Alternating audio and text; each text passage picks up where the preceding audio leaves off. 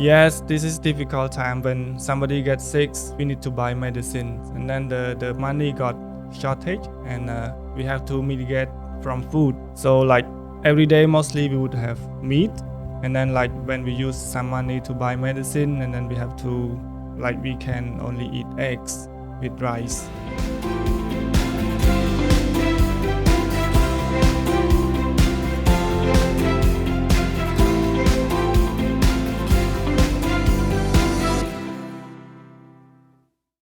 Hello and welcome to the ICF Cambodia podcast.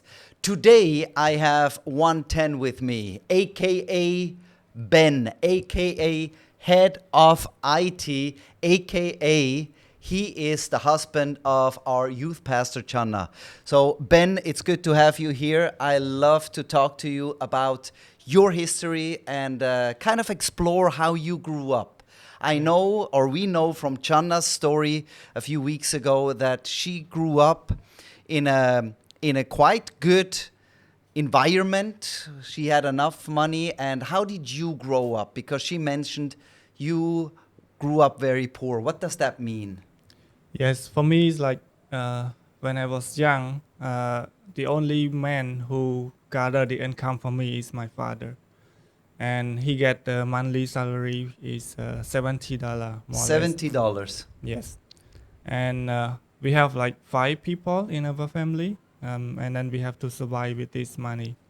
So, including food, schools, medicines, everything else. So, yes, I can imagine this is like a survival mode if you have like a little bit over $2 a day that you can spend yes, on everything for 5 people. yeah. So what about if somebody got sick?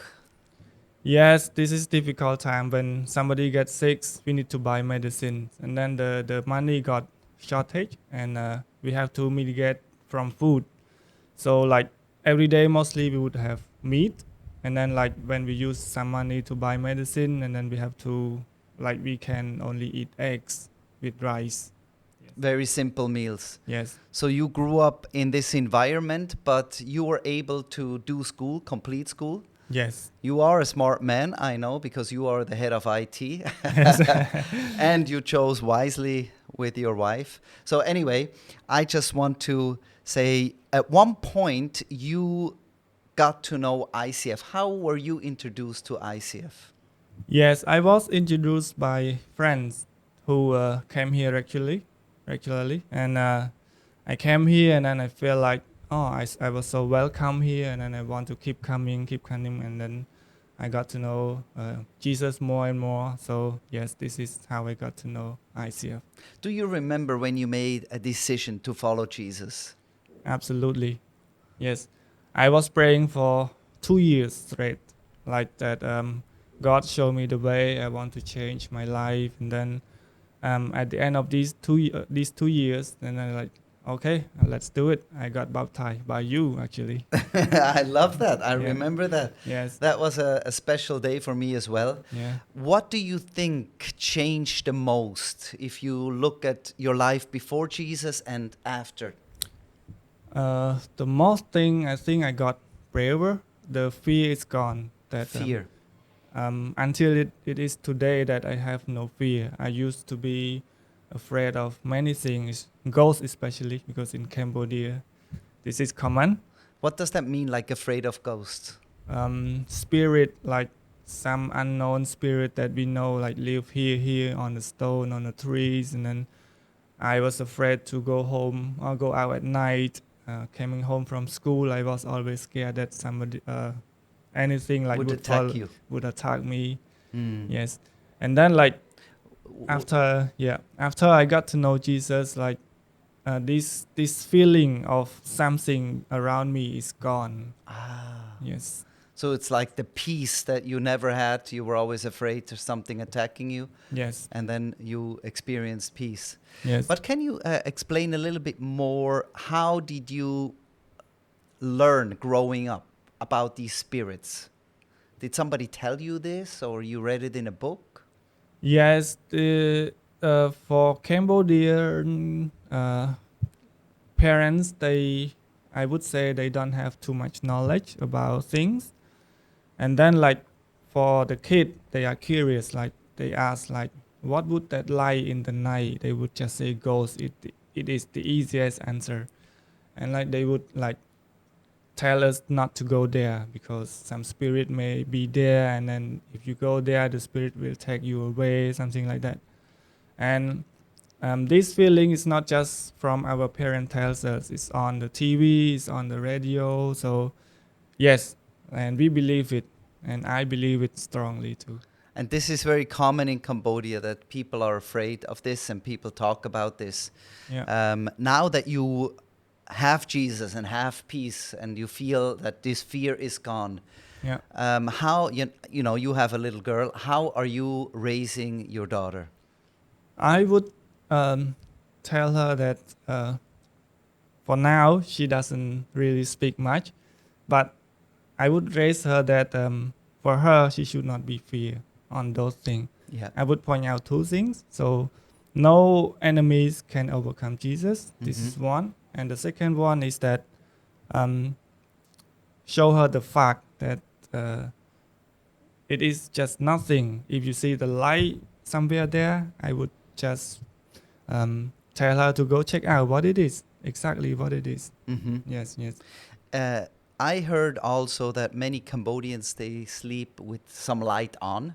Yes, Is that because of the ghosts? it is Because of the fear of the ghosts? because of the fear of the ghost. Did you also sleep with light on, your family? No, we, like I said, we were not comfortable with financing, and then we have to save as much as possible. So, yeah. But so you would have had the lights on, but you had to save money. Yes, yes, and and then I have to like keep my eyes closed at night. Do not open it because I don't want to see any strange pictures Yes, in the yes. night. So, yeah, this is I believe this really makes a big change if you are growing up in this fear mentality and then you get to know Jesus and fear suddenly gets away from you.